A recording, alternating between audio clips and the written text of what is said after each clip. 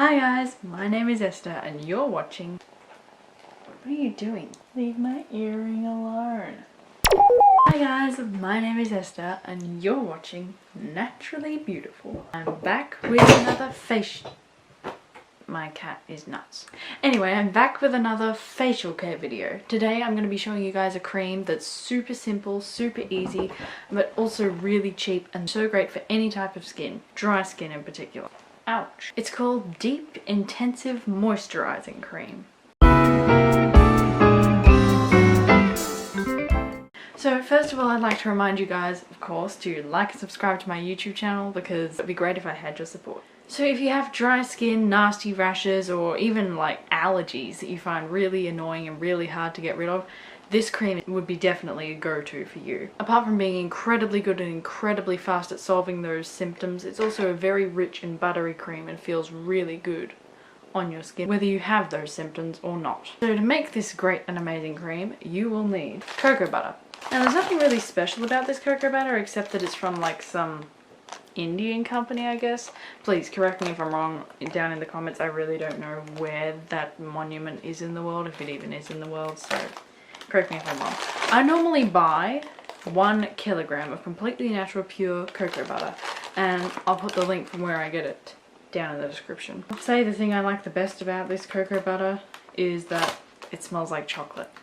So your cream is actually going to end up making you a bit hungry. Apart from that, it's also edible, it's really creamy, and it soaks into skin and gives it a brand new soft feeling, you know what I mean? Most of what makes this cream so great is the cocoa butter. Next, olive oil.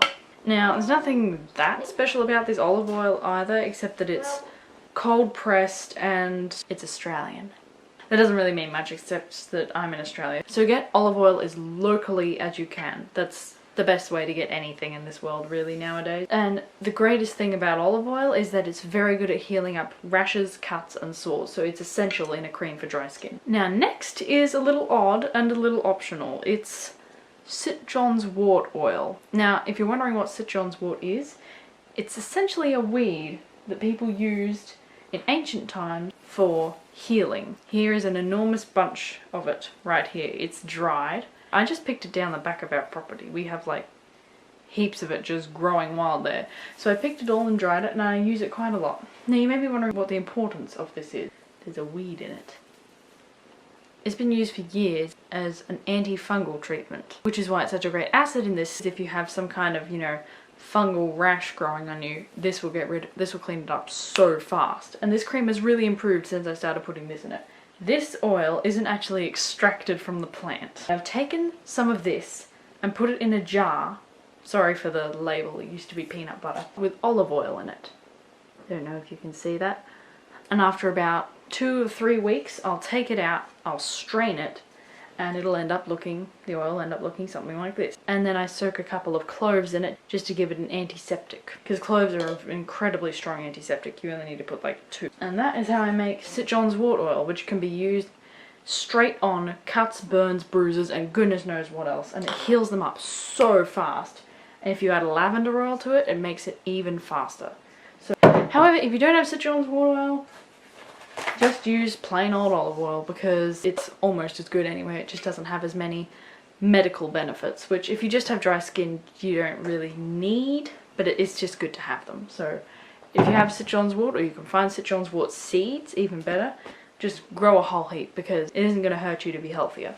Next we're going to need another little oil. I like to use avocado cooking oil. Now I just buy this straight from the supermarket, doesn't really matter where you get it from.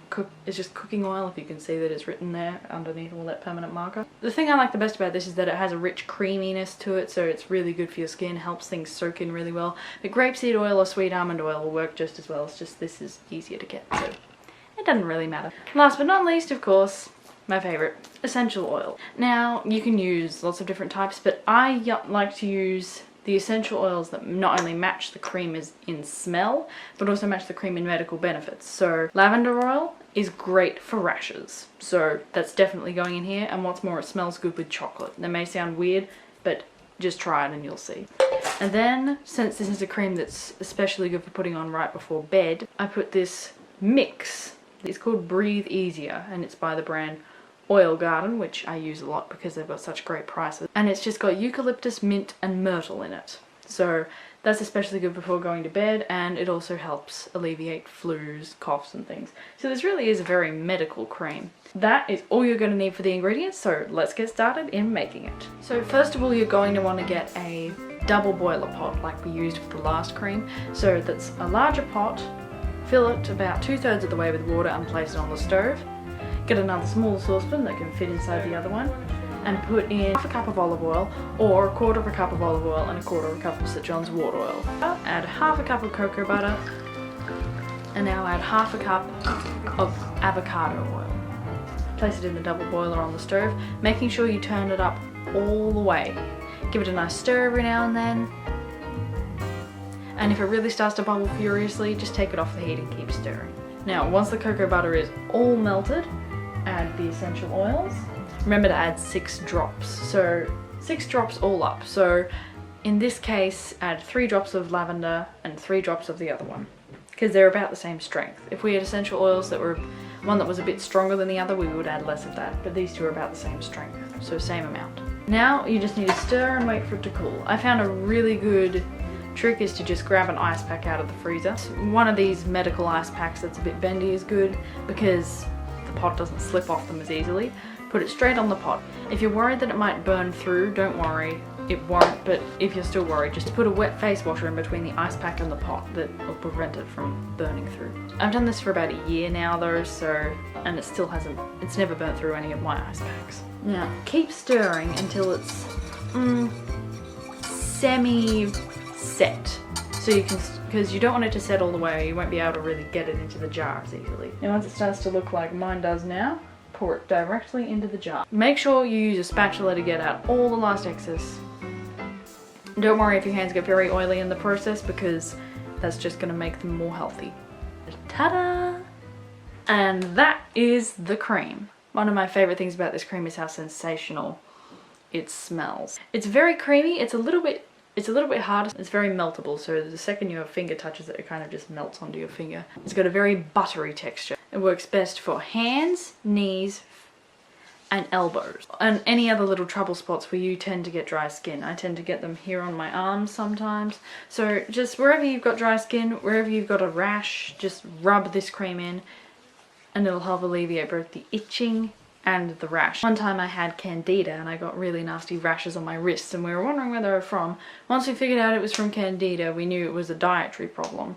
So, but I rubbed this cream on it, and even though it was a dietary problem, it fixed it. So I'm still amazed today at the great benefits of this cream, and I really hope you guys try it because it can really change the course of your skin. But anyway, that's all for this video. I hope you guys had a wonderful time learning how to make this great dry skin cream product. Please stay tuned because later this week I'm going to be making another hairstyling video. And be sure to check out my video on how I make a lovely Victorian cold cream for you to use every day in case you haven't already. I hope you guys all have a wonderful week. See you all later. Bye!